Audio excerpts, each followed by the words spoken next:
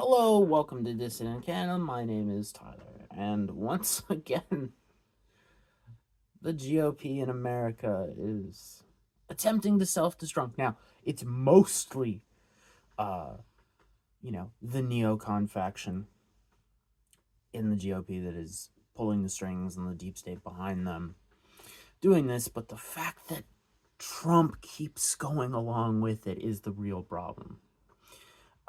And that's because if the president is the one pushing it, and he's also the one pushing right wing populism throughout the world, really. The resurgence of right wing populism and, in general, populism in general is in part due to Donald Trump. Like, it was already on the rise when Donald Trump came in, saw it, and then popularized it. That is the problem I have with this, is because if populism, specifically on the right, ends because Trump self-destructs, right wing anybody is not going to get in power for decades, because it's truly their only path forward, and it has to do with the coalition that you can get right now globally, at least in the global West. Uh, the left wing factions have a built-in advantage in the fact that they have higher propensity voters, meaning they go out and vote in almost every election.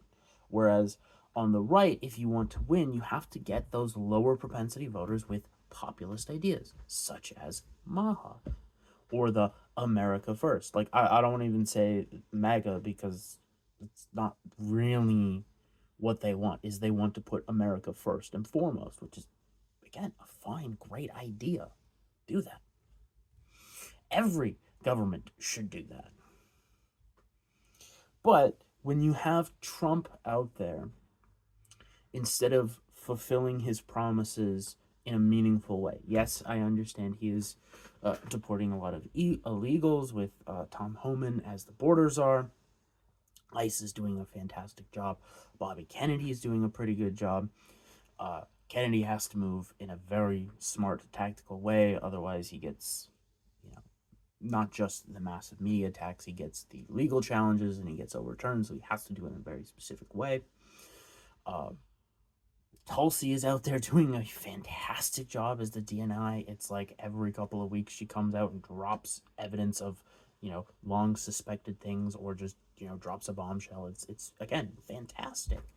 Uh, Heck, I will even credit JD Vance, because Vance has got the hardest job of all.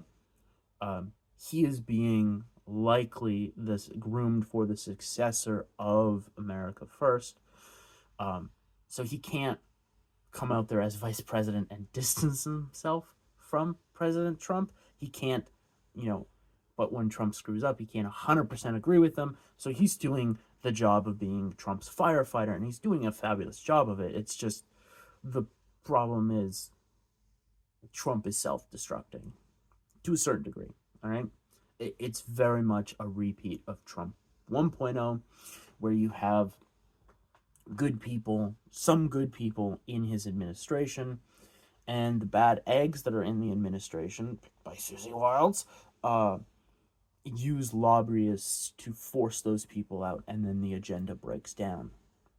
But the reason why this is a massive, massive problem is because, especially in America, with the midterms coming up, if the GOP, and specifically if America First candidates lose, it Trump's presidency is over. Like, impeachment is the least of his problems, because if they lose the Senate, and there is a scenario in which they lose the Senate because Senate Republicans are that awful and the neocon wing is doing such a terrible job, and I'm going to get into that.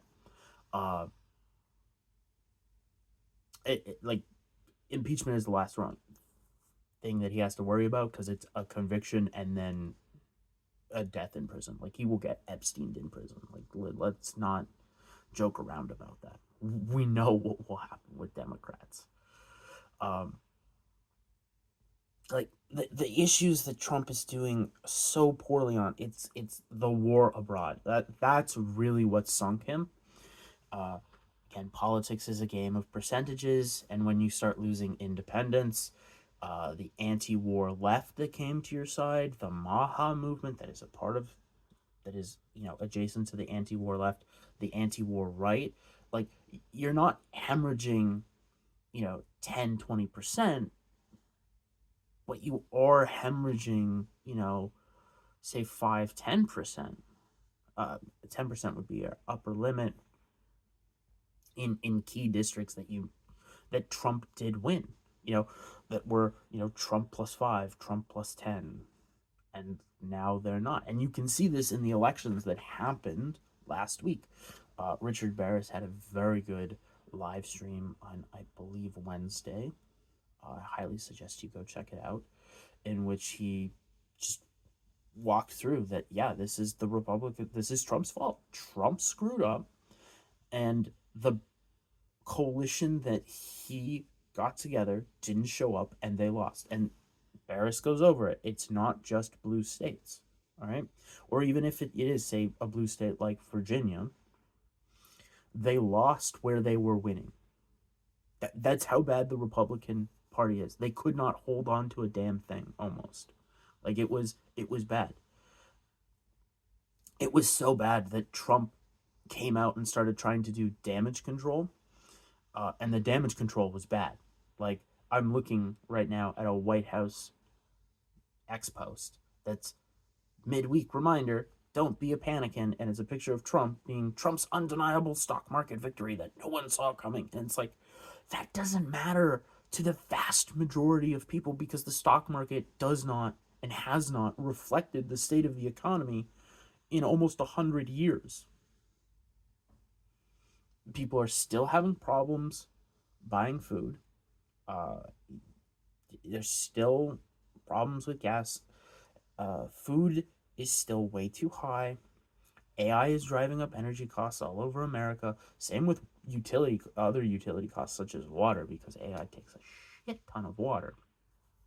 Okay, there's it's this big eat them let them eat cake moment, and then Trump comes out, I think Friday or Thursday, and starts going on about how Walmart has dropped their price on their Thanksgiving package that they have, and they dropped price, but they also removed items, so it's not a win in any grade. It shows that the economy is going down the toilet, like, and Trump uses that to say that, see, all food costs are coming down, inflation, we've got it under control. And it's like, yeah, the rate of increase is going down, but the rate of increase is not negative. So things are still getting costly. People's jobs and incomes haven't kept up with the rate of increase. And you have now the problem where jobs are being cut. Now, I don't know if the BLS data is going to show net negative numbers, but it in all reality, it probably is. Like, BLS cooks numbers like there's no tomorrow. Can't trust anything that comes out of them. If you've been watching Jeff Snyder on Eurodollar University, he's been going on for like over a month at least, if not a couple of months, on we're entering the flat part of the beverage curve, where hirings and firings are about same, and we're gonna go into firings going up and hirings going down. So like that's a great way to put this. And you've got Trump out there, wasting the government shutdown on foreign policy instead of at home with domestic policy. Now, after getting his ass kicked in those elections last week, he's shifted focus. Like, it's one of the things that Trump's really good at, is when he understands he's underwater, he shifts focus. But like, the neocons so far, this administration, like the previous administration, have been there and lured him away every time he gets right on target and he starts doing good. It's shifted focus. So to me, like I made a post on November 5th saying, yeah, no, at this pace, midterms are over. 2028 is for the Democrats, and I stick by that. At this pace, Trump is done. His presidency's done. He's likely going to jail. Like, I'm I'm not trying to be a doomer here. I'm just saying, like, Trump is screwed up that bad in not even his full first year. Like, we're not at a year yet, and he's royally fucked up. Okay. I know there are people out there like Tom Longo who looks at the foreign policy, the geopolitical aspect, and he's like, "Oh man, are you kidding me? This is great. We're gonna break the city of London. Oh, it's fantastic." And like, sure, that's great. The problem is you're achieving that at the cost of Trump's presidency. Like, Trump has not gotten any real substantive domestic issue through the House and the Senate. Everything he's done so far can be wiped away by either time, because the tax cuts that really help are just an extension, if I'm not mistaken. I could be wrong. Like, that's just like another, say, 5-10 year extension, whatever, of those tax cuts, which great, but they should have been made permanent. And then everything else is can be undone by an auto pen in a day. Like, that's the real problem with the Trump administration. He has not used his political capital to push bills forward that would do great. He hasn't gone after big ag in any meaningful way. Yes, I know he came out and they made a truth post and said, "Hey, we're going to investigate some of this big ag stuff that's driving up prices." It's like, good, but you're behind the curve. And the fact that you have what's her name, Rollins, the Secretary of Ag, who is Big Pharma's bitch. Like, I don't expect anything to really substantively to get done. Um, you know, and prior to this, Trump was out there, we're going to buy Australian, or not Australian, Argentinian beef, and it's like, you got elected because you said you were going to help the farmers, the ranchers, and you're out here saying, "Nah, we're gonna bail out the Argentinian ranchers," instead of looking at what the American ranchers need to succeed. It's frustrating, because over here in Canada, we need a successful Trump policy wins so that the populist wing of Canadians can get something. We've had some pretty bad defeats in the last, you know, just 5 years. It's and it That'll carry over all across the world. America is ground zero. If you want to win against the globalists and the hollowing out of the middle class, you have to use America as a successful trial run, and then it will be disseminated across the world. This is how things work. And Trump's out there, being distracted by supposed trusted advisors doing dumb shit. Like, it's now been mostly confirmed that, like, the reason foreign policy decisions happen when Trump's just right about to push something really good on the domestic front, it's Marco Rubio. I mean, others as well, but like, Rubio's the one who's like pushing for all that foreign war stuff, because that's who Rubio is. He is a deep state hack that is going to sabotage the ever living hell out of Trump because he thinks he can become president. I know Rubio made that statement that he would not get in the way of JD Vance. That's because he thinks he can take out JD Vance and then he can become the nominee. Like, he thinks he can destroy Vance's chances to the point where Vance won't even enter the ring for the Republican nomination of 2028. In all likelihood. Like, it's just, it's a sad thing to watch.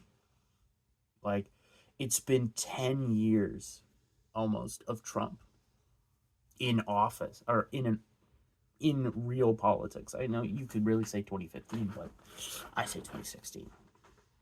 All right. But now we'll say it's 10 years. It's 10 years. It's 10 years. Let's be real. 10 years in politics. And besides identifying the coalition for the right that the Republican Party doesn't think they need to win, even though the last week's election proved you need them to win. Otherwise, you're done.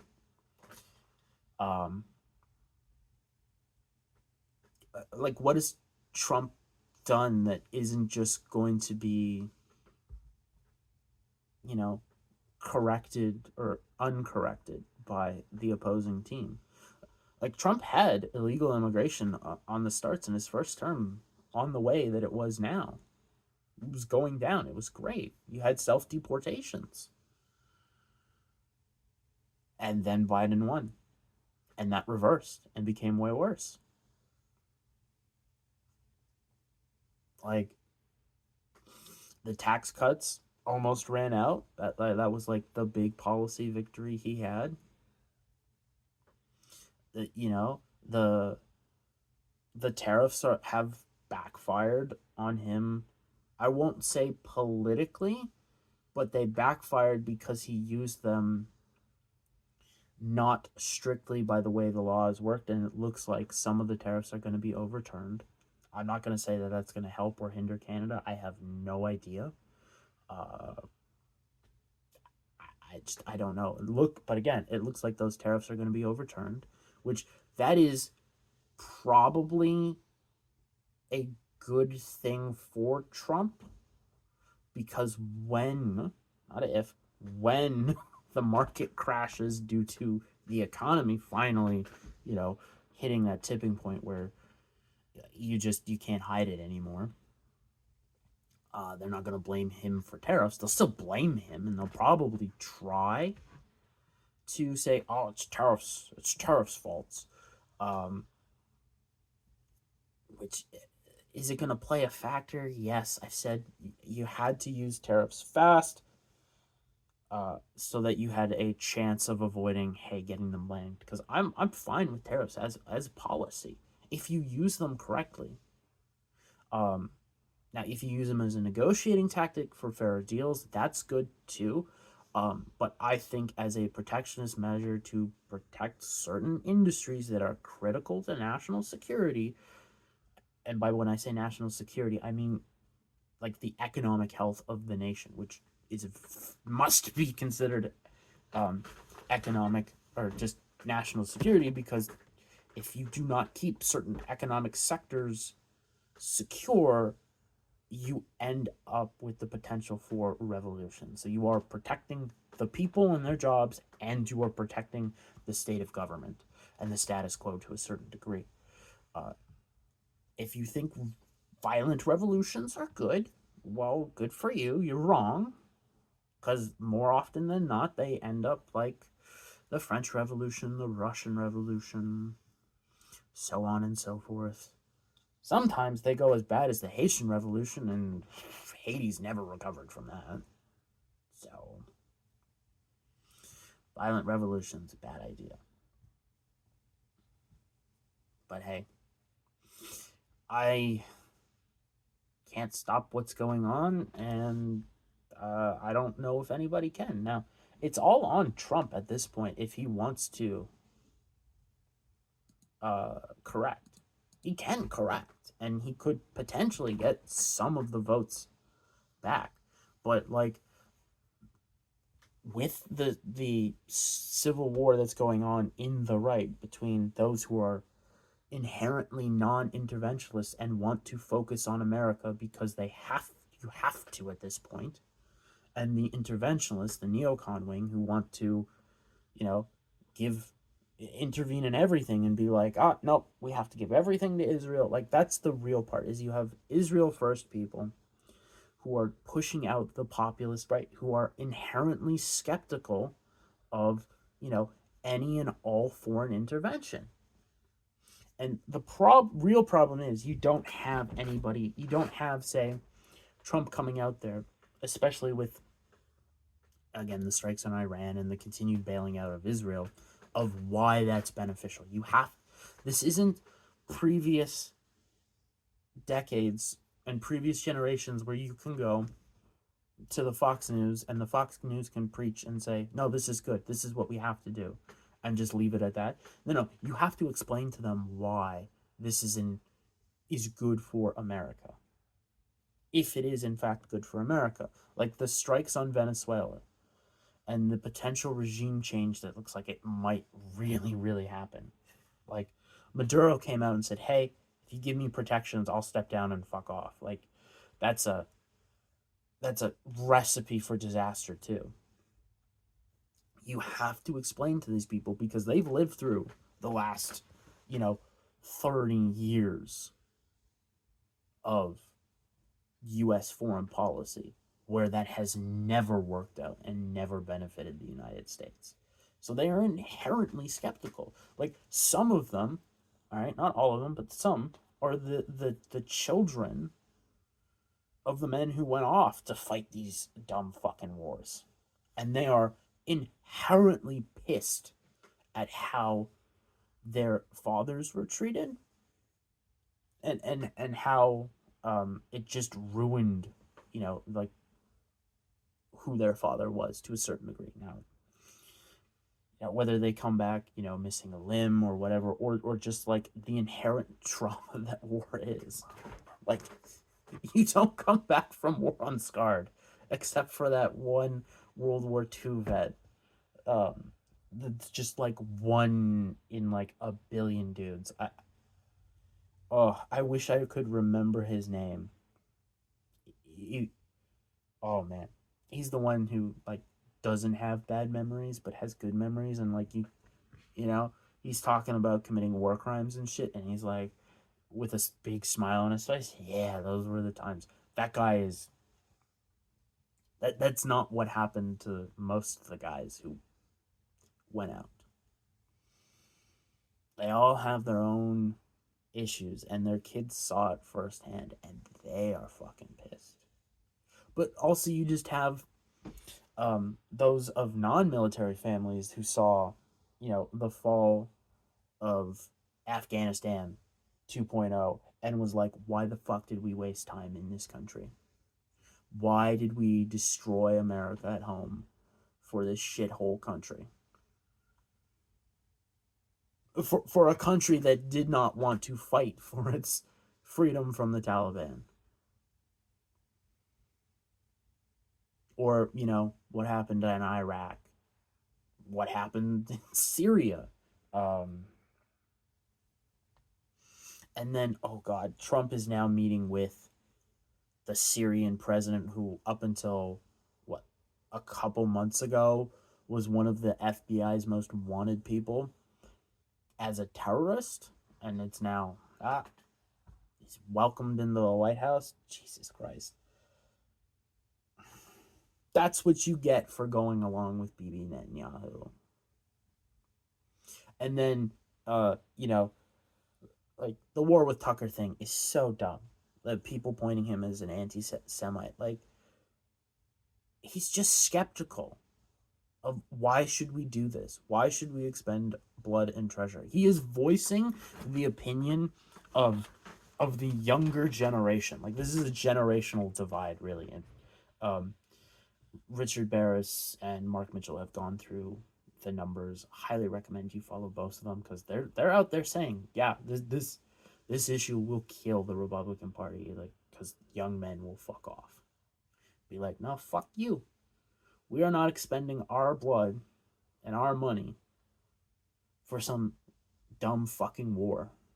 Especially when you start saying, if you disagree with us, you're anti-Semitic. You're racist. Like it's James Lindsay was out there saying the woke right and speaking about Nick Fuentes and Tucker Carlson and like whatever you think about Nick Fuentes, I have no respect for the guy. Fuck whatever. Like he's an inherently, again, spooky dude because same with Tucker for that matter. Like Like, when you show up at January 6th and give a speech that very much looks like the incitement of insurrection, and you're the only one that the feds don't lock up or attempt to lock up, I'm highly skeptical that you're independent.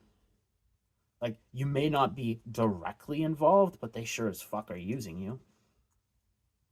But by suppressing Nick Fuentes and using that against Tucker Carlson, you're pushing out, again, the people who are inherently skeptical of this entire affair with Israel, or any foreign intervention for that matter. And they're like, nope, you're not willing to explain to me. You are acting like the woke left, James Lindsay.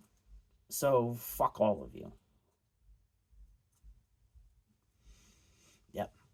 And that's what's gonna happen. Like, there are, those